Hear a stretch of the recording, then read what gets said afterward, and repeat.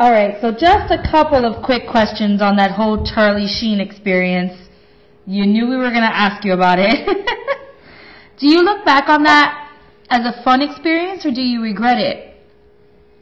No, I don't regret anything. I can't regret anything because I wouldn't be where I am right now. I'm so happy where I am right now. You know how they say if you go back in the time machine, or you're not even supposed to like move a stone or squash a mosquito or anything, so it could change the whole lineup of everything. So right. I keep everything the exact same.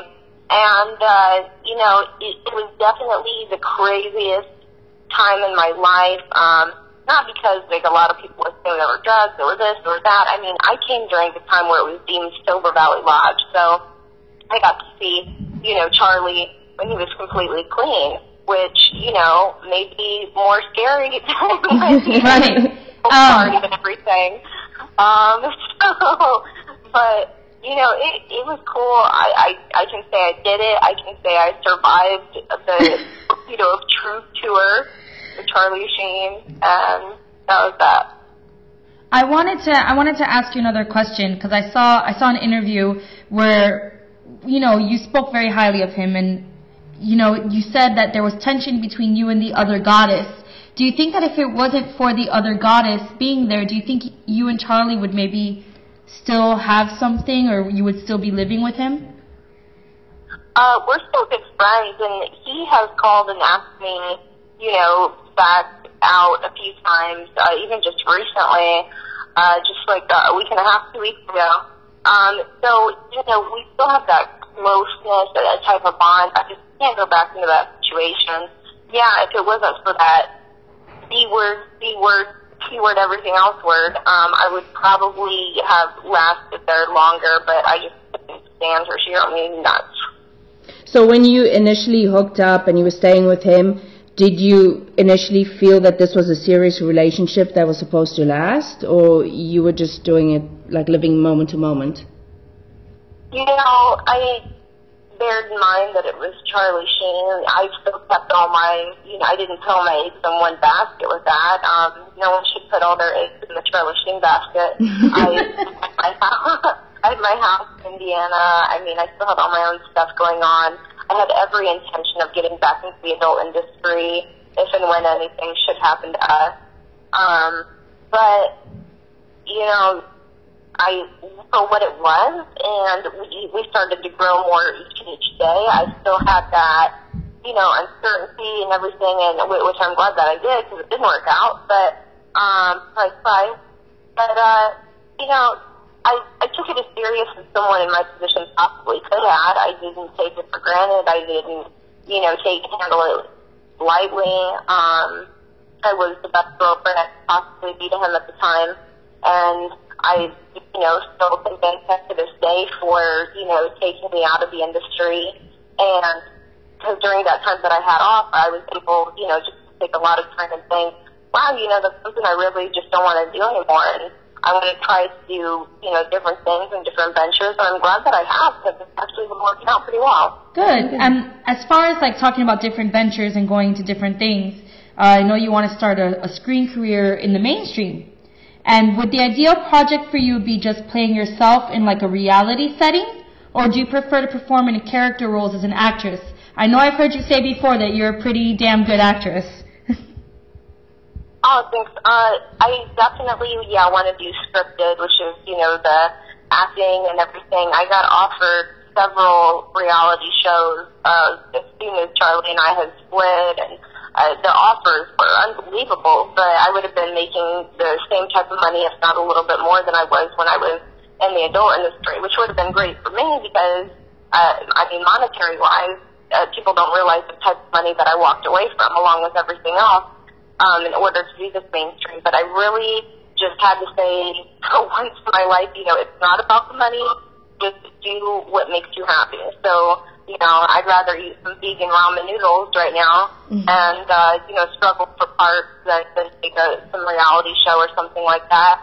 And another thing is that reality is still going to be there. I could always go back and do that. So, and I've gotten a few parts, nothing huge right now, and then I have 2 decent-sized movies that are both going to be in theaters by the end of this year that I'm doing here in a few months. That's great.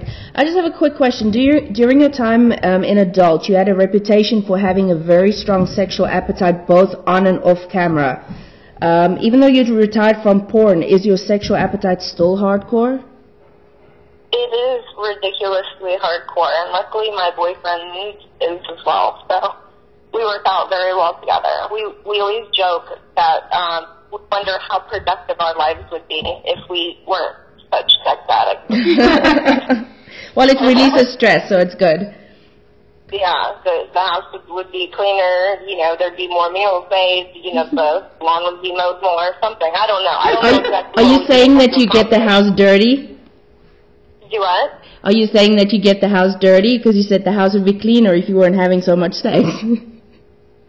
It's probably a combination of both. We're not getting any. We just need to hire people for everything outside of the strip here. We just need, we're in the honeymoon stage still, so it's only been a few months. So hopefully it'll tamper down in the bedroom a little bit so we can start getting things done again. Well, enjoy it. Bree, for girls out there who do have dreams of being a porn star, and what would you say is the number one thing they should look out for? Oh, girls that would want to be in the industry, I would say imagine having a secret, and it's the biggest secret you could possibly have, and everyone finding out that secret. That is what porn is like. It's something that will always be out there for the rest of your life. It's not a choice that you make that only lasts from the time that you're 18 to 22 or whatever age it is that you do it. When you're done with it and when you decide to get married, it's still going to be there. When you have kids, it's still going to be there. When you have grandkids, it's still going to be there.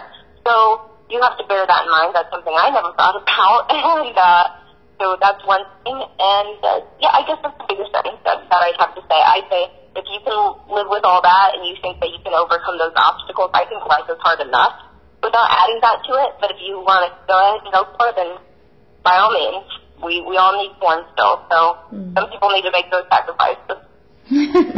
What a sacrifice it is. Bree, do you have any websites you would like to promote? My YouTube channel, which also can be found through my Twitter.